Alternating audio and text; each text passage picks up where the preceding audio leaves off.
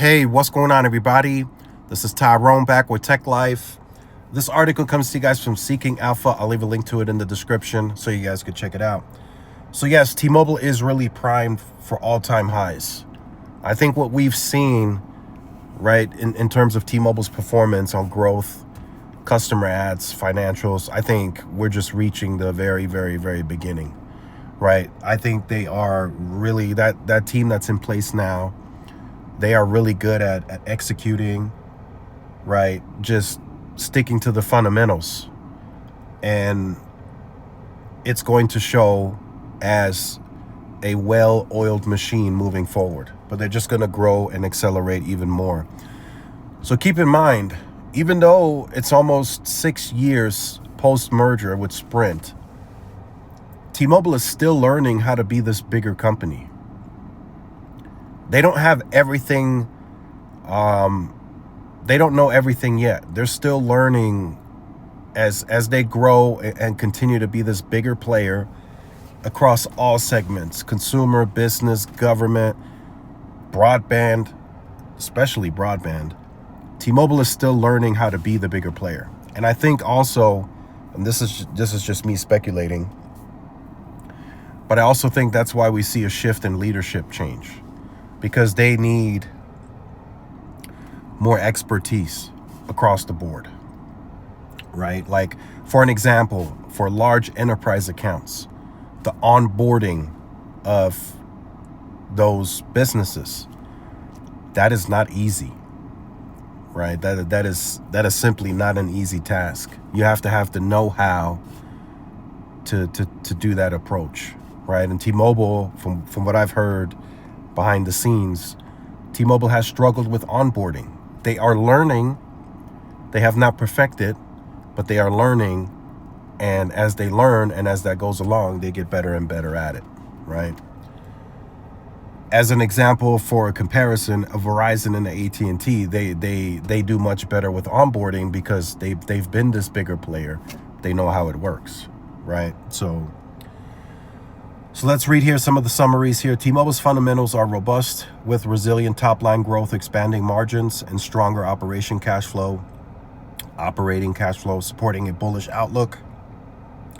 Customer metrics are industry-leading with record postpaid net additions and strong 5G broadband growth, alleviating demand concerns despite consumer headwinds. I mean, T-Mobile has been the industry-leading with record postpaid growth. I mean, that hasn't changed, not one bit. So, and the full year guidance for operating cash flow and adjusted FCS was raised. So, better finances, bigger growth coming in the future, and that growth will come with better margins. Just look how T-Mobile is positioned now, right?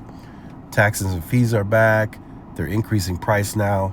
Maybe not as much as the competition yet, but they're starting to increase price more and more.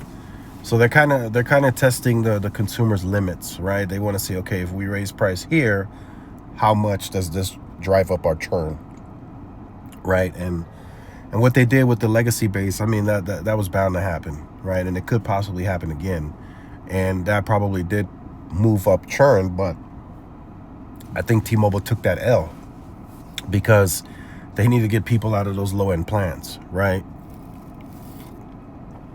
Because the name of the game is margins and cash flows and just having purchasing power, right? Just look at what AT&T has done over the last several years.